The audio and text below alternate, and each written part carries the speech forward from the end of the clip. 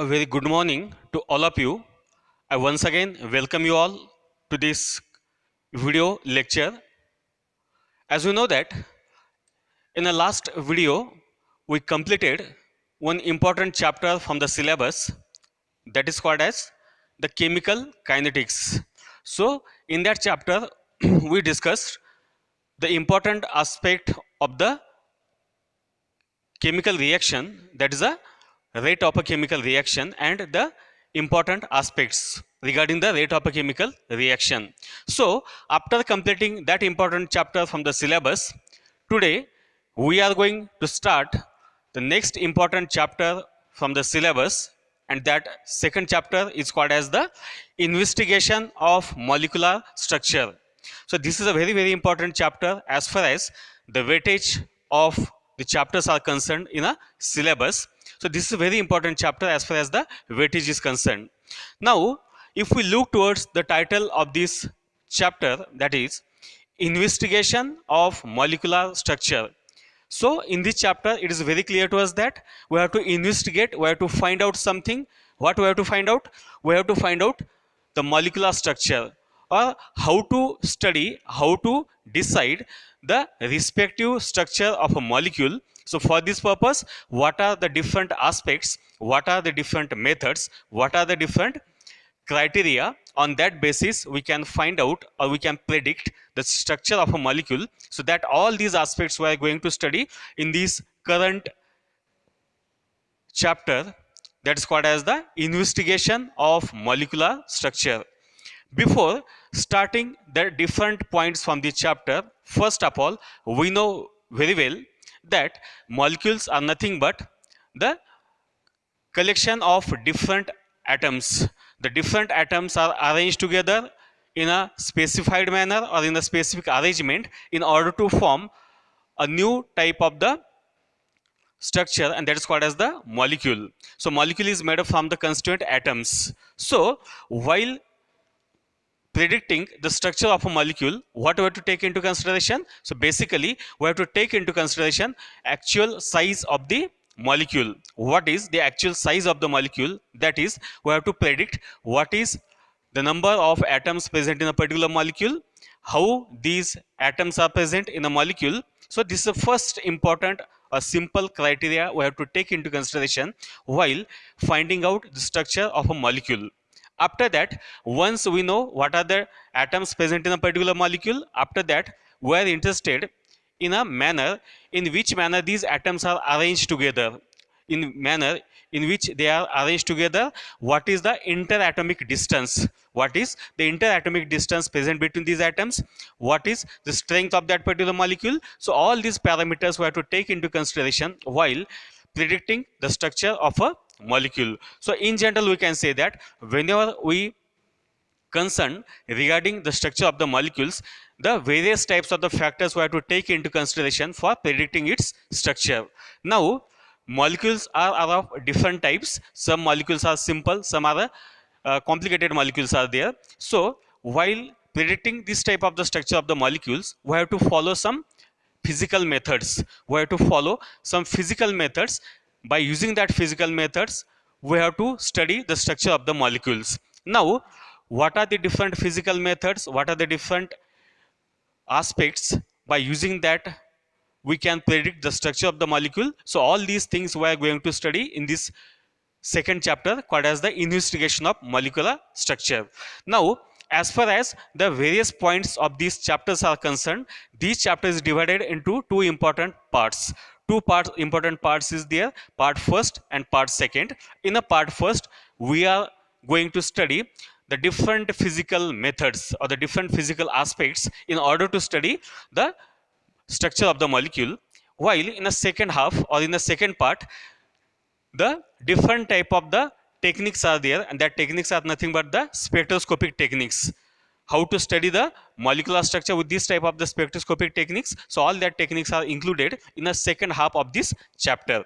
So today we are going to start the part first or the first half of this chapter, that is the different physical methods or different physical aspects. So what are the different physical aspects?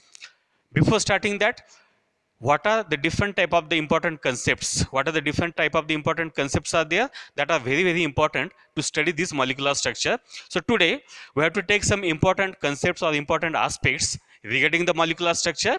So these 4 to 5 important aspects we are going to study here. In introduction, just we have to look towards what is by the molecule, how to study the structure of the molecule. So for this purpose we consider the two important factor. First of all, what are the different constituent atoms of a particular molecule, that we have to take into consideration. After considering these type of the constituent atoms, in which manner these atoms are arranged together, what is the strength of the molecule, what is the interatomic distance among the atoms in a molecule. So all that things we have to take into consideration in the introductory part. So this is a simple introduction of this particular chapter, that is a what is by the molecular structure, how to consider this or how to study this molecular structure. After that, in the second part we have to start the important concepts. So first of all we are going to study one important concept from this chapter, that is called as refraction. What is by this refraction and what is the importance of this refraction. So first of all, what is by refraction? So we know very well that what is my this refraction. So for this purpose, just I consider here one simple example. If I consider a simple example is there, just I consider here a beaker. In a beaker, suppose I take here water, this is water for example, I take this water in a particular beaker. So now this water is called as, suppose this is a liquid medium, this is a liquid medium, this is liquid medium. And suppose if we entered or if we pass some ray of a light, suppose this is a ray of a light, this is a ray of a light, it approach at this surface of this water. After approaching this point of this surface of this water, what happens, it changes its direction to some angle, it changes its direction to the some angle. Then what happens, it get refracted in this way, it get refracted in this way. So what happens here, a ray of a light when incident upon a surface of a liquid, what happens, it changes its direction by some angle. So we can say that this is an incident ray of a light, while this is a refracted ray of a light. It changes its direction by some type of the or some magnitude of the angle. So this type of the simple phenomena is called as a simply refraction, means it changes its direction when it changes its medium. What is that medium? This first medium is called as the air medium, this is the air medium, while this is called as the liquid medium. So whenever a ray of a light changes from air medium to the liquid medium, it get diffracted towards the normal, it get refracted towards the normal. So this type of simple concept is there, that is called as the refraction. While studying this refraction, we have the two different type of the angles we have to take into consideration. One angle is called as the angle of incidence and the second angle is called as the angle of refraction. So these two angles we have to take into consideration. So whenever we take these two angles into consideration, if I take a ratio, if I take a ratio of sin I upon sin r is equal to, now what in by this sin I and sin r. So if we take a ratio of sin of angle of incidence to that of the sin of angle of refraction, then this ratio is equal to constant, this ratio is equal to constant is equal to n. So this simple ratio is there, sin of angle of incidence to that of the sin of angle of refraction is equal to constant is equal to small n. Then this is called as the one important law, and that law is called as the Snell's law. This law is called as the Snell's law. Now what is the importance of this Snell's law? So in this Snell's law, this ratio is equal to constant, that is equal to n. So this is a specific value of n for specific liquid. If we change the liquid, then this value of this n get changed. Then what is the meaning of this n? So this n is called as refractive index of the medium. This is refractive index of medium. This n is called as the refractive index of the medium, and this is a constant. It is a characteristics of a particular liquid. If we change the liquid, value of this n get change. So this is a characteristics value of a particular liquid, that is called as the refractive index of the medium. Now whenever we consider this refractive index of the medium, what happens? This refractive index of the medium is dependent upon two factors. What are the two factors? Suppose if we change the temperature of the particular liquid or particular medium, then what happens? The value of this n get affected, it get altered. And the second case is that if we change the wavelength of the light, if we change the wavelength of light, in that case also the value of this n get altered or it get vary. So we can say that the value of refractive index of the medium is dependent upon the two factors. One is called as the temperature of the liquid or temperature of the medium, and second is called as the wavelength of the light which we use for this study. So to avoid this, to remove the effect or the dependency of this temperature and wavelength of a light, what you have to take into consideration? What to take into consideration? Next important concept, and that concept now that is called as the so before studying that important concepts, what happens? After this we study refractive index of the medium. After that, the two scientists is there, Lorentz and Lorentz. Lorentz and Lorentz, these were the two scientists. They propose one important relationship. They propose one important relationship between this refractive index of the medium to that of the density of the particular liquid.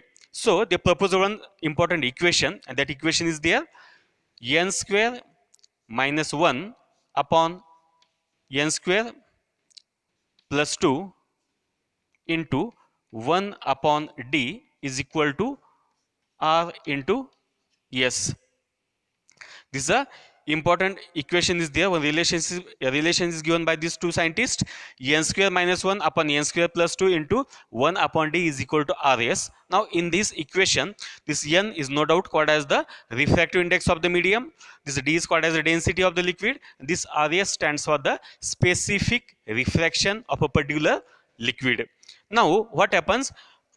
If we look toward this initial value of this n, in this case this n is dependent upon the temperature and wavelength of the light which we use, while these two scientists Lorentz and Lorentz proposed one relation between this refractive index of the medium to that of the density of the liquid, and by considering this they eliminate the effect of this temperature and particular wavelength of the light. So by using this simple relation we may calculate specific refraction of a particular liquid, that is called as the RS.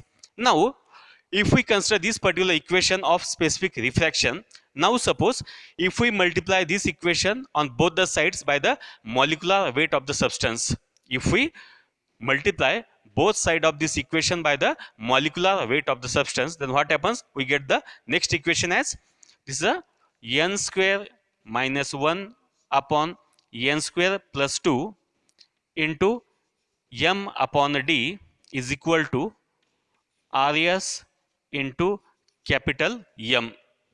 We get the next simple equation as n square minus 1 upon n square plus 2 into m upon d is equal to Rs into m. Now this important equation or this important concept or this important term, that is called as the Rs into m, may be written as is equal to Rm, is equal to Rm. And what is this? This next important concept is nothing but Rm, that is called as the molar refraction of a liquid. This important concept is called as the molar refraction of a liquid. So we can say that this Rm is equal to, we may write this equation as Rm is equal to n square minus 1 upon n square plus 2 into m upon d. So this value is nothing but the molar refraction of a liquid is equal to n square minus 1 upon n square plus 2 into m upon d, where this Rm, what is by this Rm? Rm is nothing but the product of this specific refraction multiplying by the molecular weight of a substance. So this final or next important concept is called as the molar refraction of a particular liquid. Now this equation may be written as this Rm is equal to, that is the molar refraction of a liquid is equal to n square minus 1 upon n square plus 2 into Vm into Vm. So this is the next equation for calculating this molar refraction, in which instead of the ratio of this molecular weight to that of the density of a liquid, we may write a next term as a Vm, and this is called as the molar volume of a particular liquid. So this is a important concept called as the molar volume. Now once we study this molar volume, so by using this type of the simple equations, we may study a particular liquid on the basis of this type of the molar volume concept. Now this molar volume of a particular liquid can be expressed in a unit. What is the unit for this molar refraction? The unit is a ml per mole. The unit for this molar refraction is a ml per mole. So this ml per mole is a unit for this molar refraction.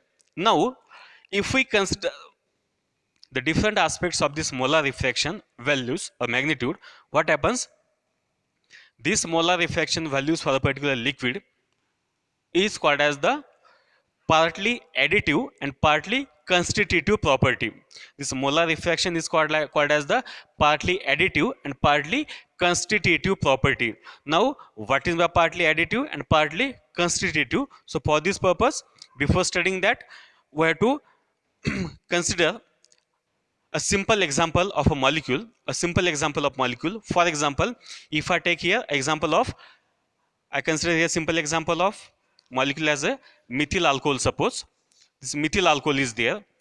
Now we are interested to calculate what is the molar refraction for this particular molecule, that is called as the methyl alcohol. So before taking into consideration the actual magnitude of molar refraction, first of all we look towards how to calculate this molar refraction for this methyl alcohol. So we are interested in that. So whenever we are interested to calculate molar refraction for a particular molecule, what we have to take into consideration? We have to take into consideration how many atoms are present in a particular molecule. So how many atoms are present? These are the three different type of the atoms are present. One is a carbon, four are called as the hydrogen, and one is called as the oxygen. So carbon, hydrogen and oxygen atoms are present in a particular molecule. Carbon is present in a one carbon is present, four hydrogen is present, and one oxygen is present. So whenever we consider its molar refraction, so what is by this molar refraction? So the molar refraction of a particular molecule is nothing but a summation of contribution of each atom. It is a summation of contribution of each atom involved in a molecule. So each atom in a particular molecule has the fixed contribution towards the molar refraction of a molecule. Then that contribution of each and every atom in a molecule is called as the atomic refraction equivalent. Then that is called as the atomic refraction equivalent. This important concept is there, atomic refraction equivalent.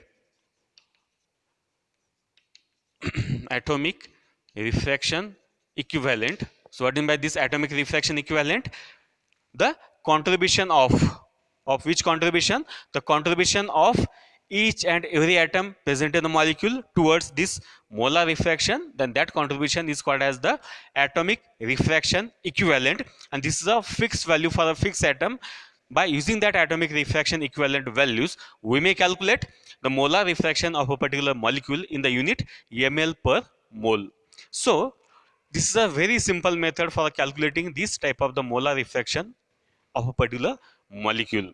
So in the today's lecture, just we focus on a simple theoretical aspects and simple theoretical concepts which are important to study the particular structure of the molecule.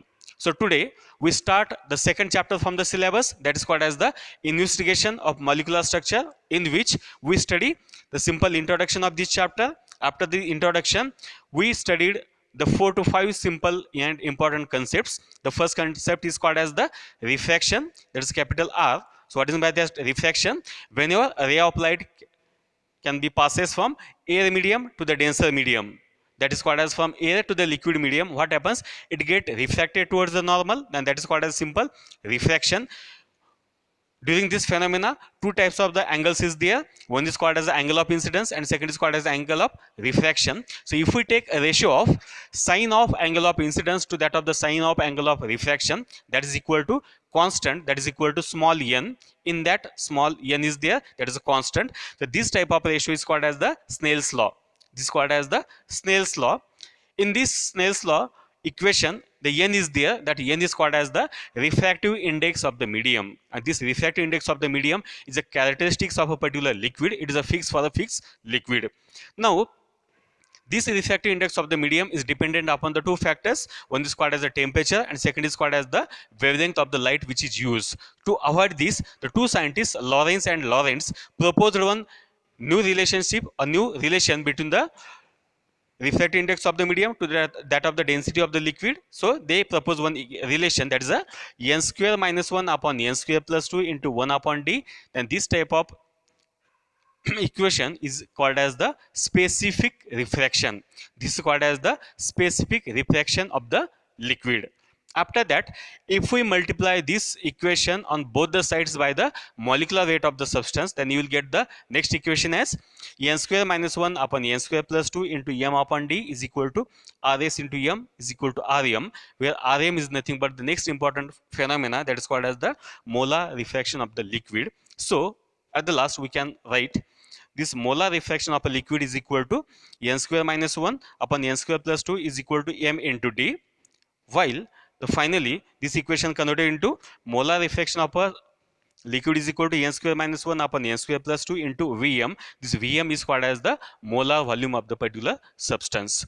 So this is called as a simple concepts molar volume. After that, for example, if we take the simple example of a molecule that is a methyl alcohol, if you want to calculate the molar refraction for this methyl alcohol, how to calculate that? So for calculating this molar refraction, we have to take into consideration contribution of each and every atom present in the molecule. So that particular contribution of each and every atom in the molecule is called as atomic refraction equivalent. So we have to add atomic refraction equivalent of all the constituent atoms in the molecule, and after that we can calculate the final value of this molar refraction in a unit called as the ml per mole.